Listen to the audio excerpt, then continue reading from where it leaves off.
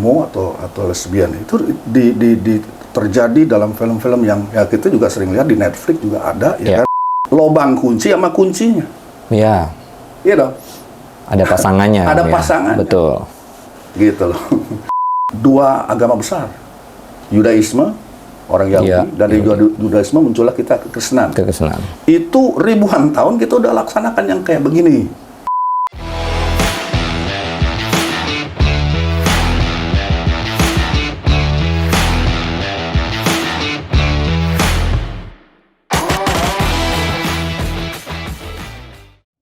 Shalom Elohimers dan teman-teman EYC dimanapun kalian berada. Sekarang kita ada di program Point of View, di mana semua pertanyaan-pertanyaan sulit kamu dijawab oleh pastor. Dan di tengah-tengah kita, the one and only ya, senior pastor kita tidak lain tidak bukan adalah Om Frank.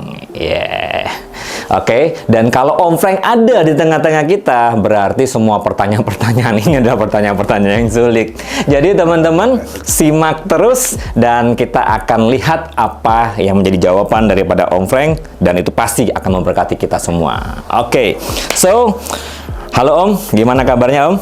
Baik-baik, Pastor. Sehat ya Om ya? Iya, oke Om. Nah, ini Om ada beberapa pertanyaan dari Elohimers atau teman-teman EYC yang pasti tidak mudah, pasti sulit, dan ini kita mau tanyakan langsung ke senior pastor kita nih Om Frank. Nah, pertanyaan pertama Om ya. Nah, pertanyaannya gini Om. Apa tanggapan umat Kristen dan Alkitab mengenai LGBT atau homoseksual, lesbian? Nah, ini mungkin beberapa pertanyaan yang dimana teman-teman selalu ditanyakan atau bergumul, atau mungkin tidak sedikit daripada setiap anak-anak Tuhan itu selalu ditanyai tanggapannya. Mungkin mereka lagi bingung saat ini dan mereka pengen bertanya langsung ke Om. Nah, kira-kira gimana Om tanggapannya menurut Om Frank? Ya, ini memang satu pertanyaan yang sangat penting buat saya dan termasuk sensitif juga ya. Sebenarnya kalau kita lihat ya, soal LGBT, homoseksual itu sebenarnya sudah bermula dari lama sih.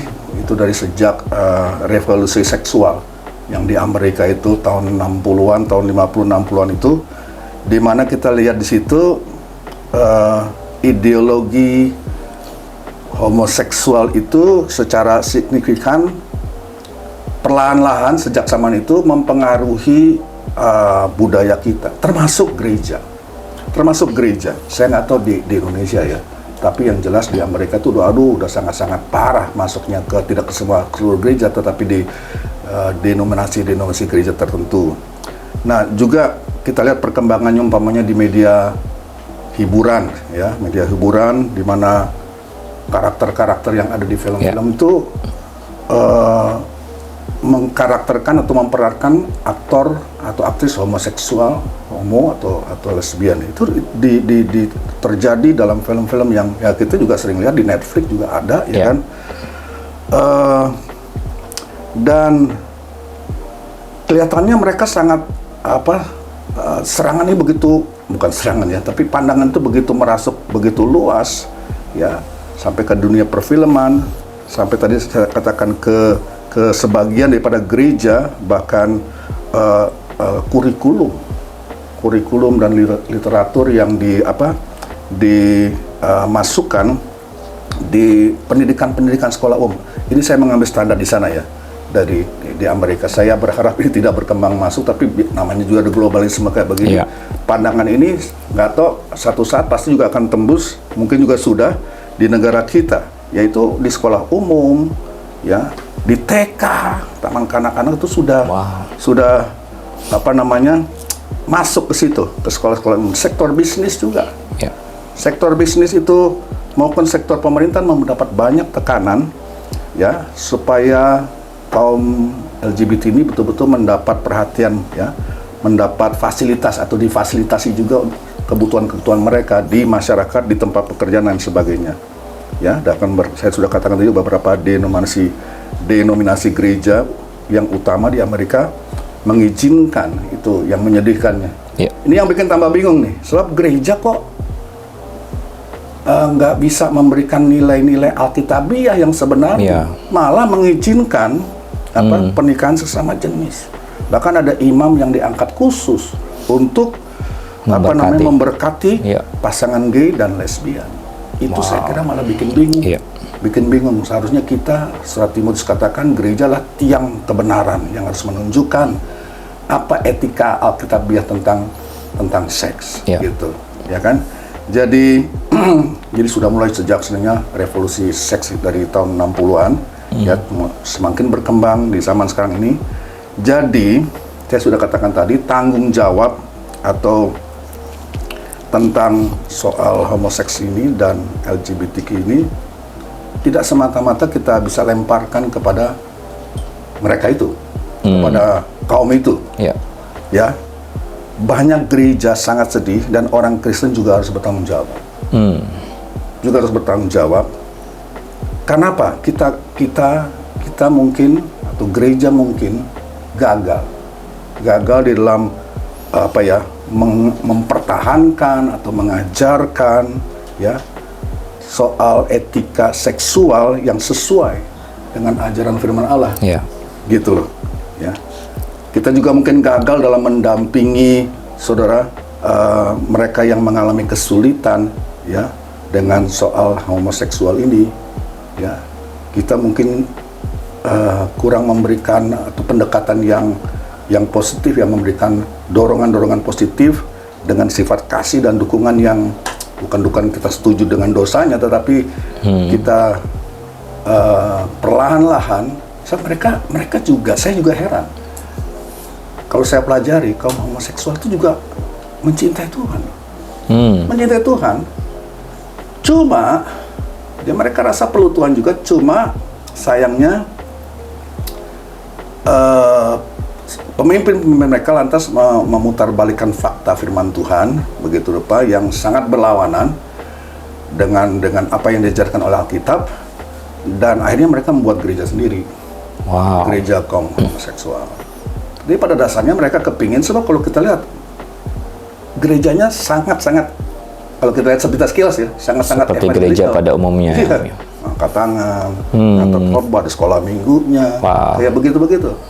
Tapi ya itu tadi, para pemimpin mereka sudah sangat sangat memurtabalikan fakta-fakta kebenaran tentang kebenaran firman Tuhan tentang hubungan seksual sesuai dengan Alkitab, gitu, ya.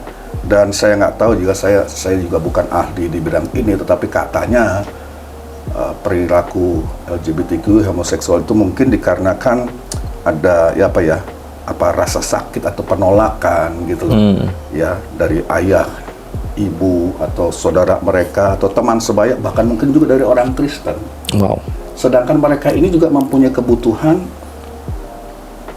untuk berbuat ibadah. Mereka juga ingin dekat Tuhan, persoalannya, ya.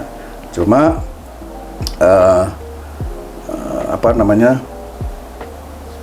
karena mereka tidak mendapat jawaban yang benar dari gereja, atau gereja malah bersifat antipati kepada mereka dan akhirnya membuat mereka memisahkan diri dan mendirikan gereja homoseksual itu sendiri. Nah, sekarang persoalannya apa yang Alkitab katakan? Kita kembali ke sana. Betul. Ya, saat ini kan tadi pertanyaannya apa yang Alkitab katakan? Apa yang Alkitab katakan? Nah, sayangnya begini lagi, banyak lagi. Nah, saya harap itu tidak di sini ya. Saya juga nggak tahu kalau sudah ada, ya. Tapi yang saya tahu ini memang dari sononya, dari Amerika di sumbernya. Banyak gereja atau aliran gereja yang sudah merevisi, Pastor Aldo, ya, merevisi teologi mereka, ya, untuk menyesuaikan diri dengan perilaku homoseksual mereka. Ya, jadi mereka memutarbalikkan ayat-ayat Alkitab tentang seksualitas, dan mereka menciptakan, saya sebut saja teologi yang direvisi. Bayangkan, teologi oleh mereka sendiri yang direvisi untuk kepentingan mereka, kepentingan mereka gay dan lesbi, untuk mengakomodir kepentingan mereka itu. Ya.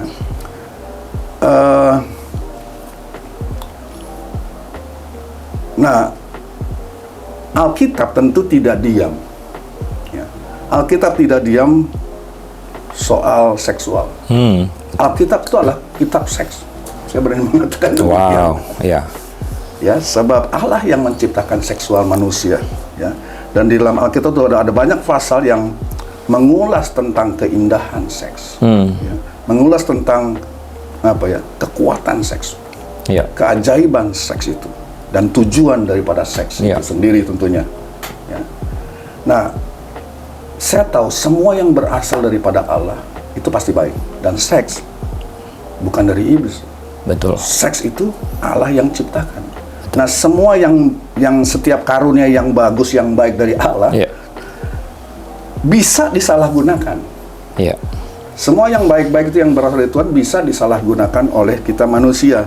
Itulah sebabnya Alkitab memberikan panduan kepada kita khusus tentang hal ini. Ya, kalau kita melihat keseluruhan Alkitab, kita menemukan gambaran menyeluruh tentang seksualitas manusia sebenarnya, ya.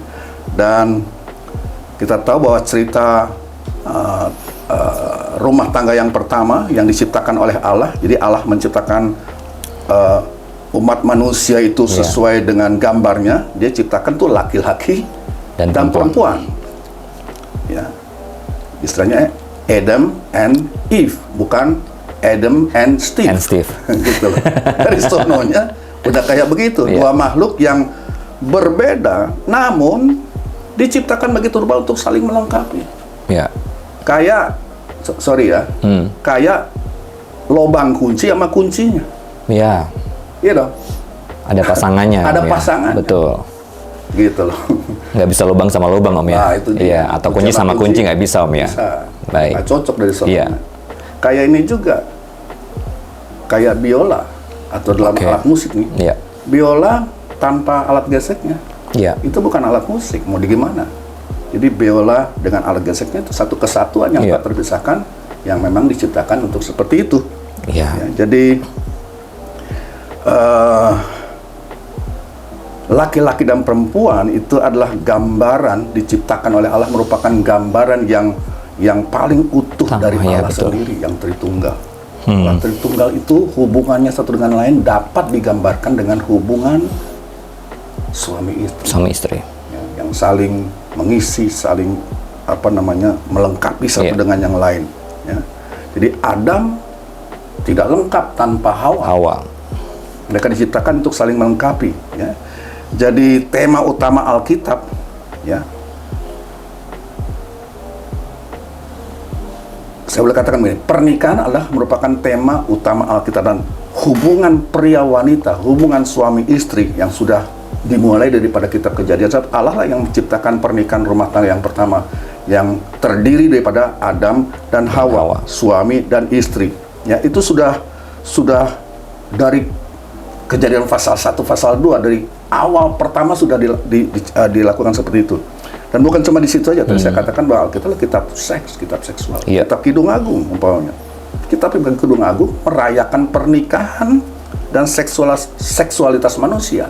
Hubungan yang sangat dikemukakan, hubungan pernikahan bukan sesama jenis, tetapi antara sepasang manusia, anak manusia, itu Salomo dan Sulamit pasangannya, yang bahkan, waduh, itu kalau mau diuraikan tuh dalam bisa dari sisi spiritual, bisa dari sisi bahkan hubungan suami istri. Betul. Seperti itu, ya, di Kidung Agung. Kitab Wahyu. Jadi dari awal sudah dimulai dengan seperti itu sampai akhir daripada Alkitab itu kitab Wahyu diakhiri dengan pesta pernikahan anak domba Allah. Di mana kita gereja Tuhan adalah mempelai wanitanya, Yesus Kristus adalah mempelai prianya. Jadi dari awal sampai akhir kita sudah lihat bahwa saudara, pernikahanlah hubungan yang sudah ditentukan Allah antara pria dan wanita. Yang menggambarkan bahkan hubungan Yesus Kristus sebagai mempelai pria dan kita gereja Tuhan sebagai mempelai wanitanya. Ya, jadi saya berikan Kejadian 1 ayat 28 umpamanya, ya. Jadi di situ Allah menyatakan tujuannya dalam Dia menciptakan Adam dan Hawa, yaitu bersatu dalam pernikahan. Dan mereka harus beranak cucu. Jelas tuh. Persatuan pernikahan untuk berkembang biak, untuk prokreasi, untuk beranak cucu.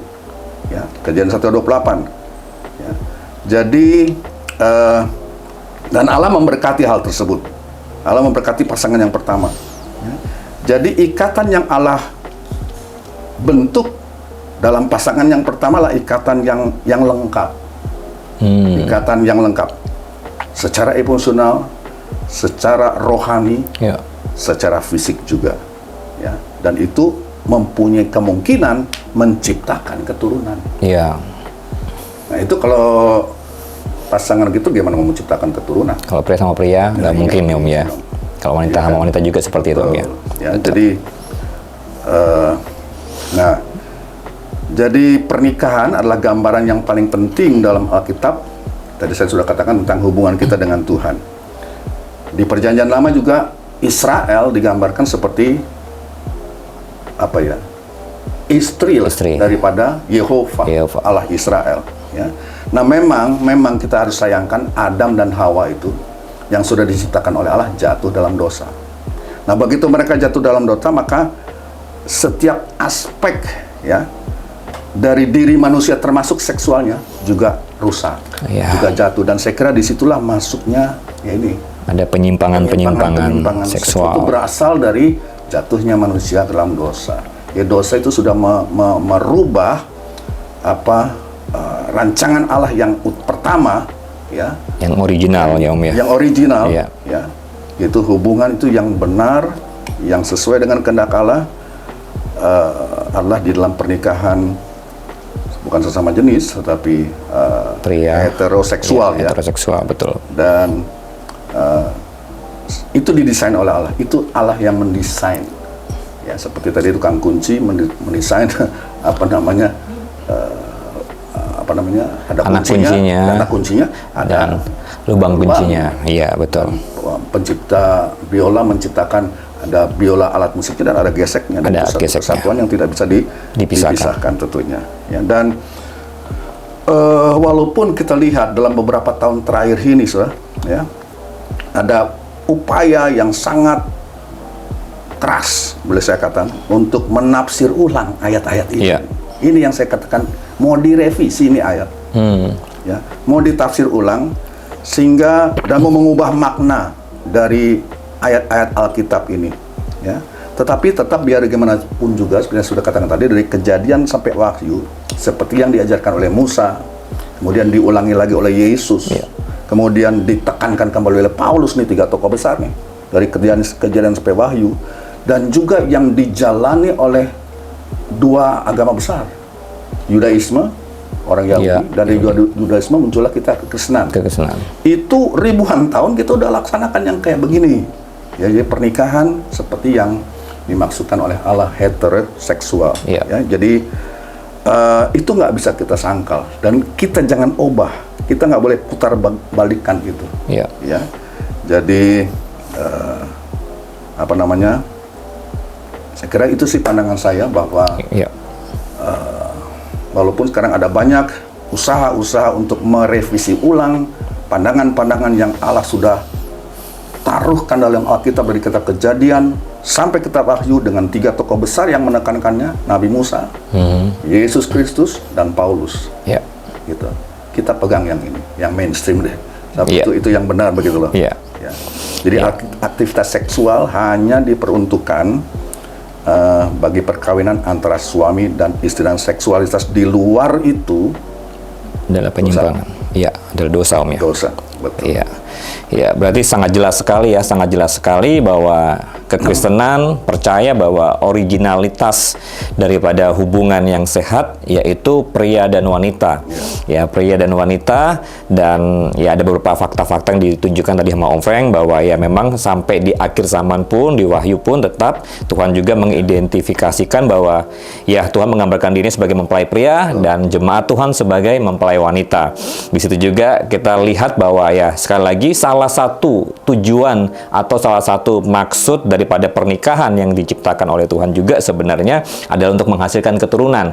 Nah, kita nggak bisa mungkin menghasilkan keturunan jika tadi ya Om ya, lubang kunci sama lubang kunci ketemunya, atau anak kunci sama anak kunci. Jadi harus berpasangan. Makanya sangat jelas sekali di sini dikatakan ada pria dan wanita yang diikat di dalam pernikahan. Jadi gereja kekristenan harusnya menolak ya hal ini, karena memang ini menyimpang dan ini dianggap sebagai dosa. Tapi kita tidak pernah bisa menolak, bahkan kita tidak menolak mungkin ada pasangan-pasangan yang homo, lesbi untuk datang ke gereja. Betul. Karena bukan orangnya yang kita tolak, tapi dosanya yang kita tolak. Ya, jadi menarik sekali, Om. Thank you banget buat jawaban yang sudah ditanggapi tentang LGBT dan homoseksual. Baik, Om. Kita lanjut ke pertanyaan sulit yang selanjutnya. Alkitab tidak berusaha menjelaskan misteri ini. Oke. Alkitab tidak berusaha menjelaskan misteri. Kami percaya di dalam satu Allah yang menyatakan dirinya dalam 3 Roma pasal 1 mengatakan bahwa kita dapat belajar tentang sifat kealahan itu melalui ciptaannya. Kalau gitu saya akan berikan beberapa ciptaan Tuhan.